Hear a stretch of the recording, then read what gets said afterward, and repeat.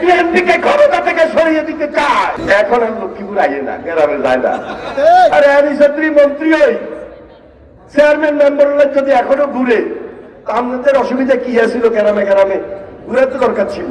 ওইটা তো আছে ষড়যন্ত্রের টেবিলে।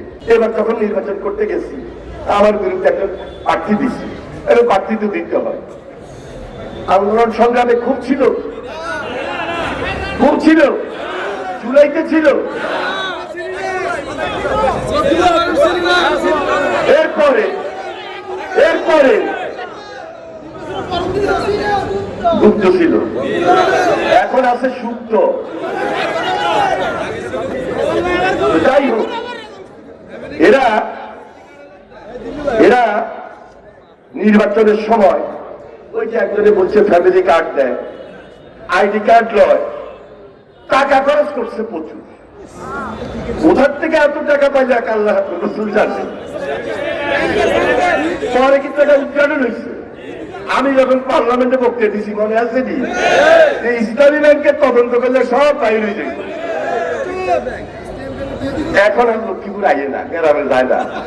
আর আরিসাত্রী মন্ত্রী ওই চেয়ারম্যান মেম্বার যদি এখনো ঘুরে, আপনাদের অসুবিধা কি আছিল? গ্রামে গ্রামে ঘুরে তো দরকার ছিল।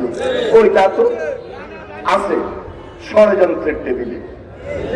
এরা ষড়যন্ত্র করে বিএনপিকে ক্ষমতা থেকে সরিয়ে দিতে চায়।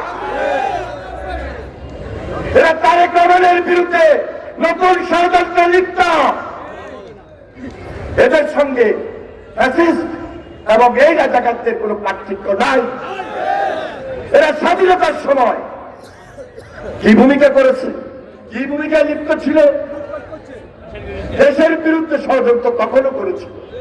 তাই আজকে সাধারণ মানুষ, আমার বিএনপির প্রত্যেকটা জায়গার নেতা কর্মী, আমরা যারা আছি সজাগ থাকতে হবে, সতর্ক থাকতে হবে।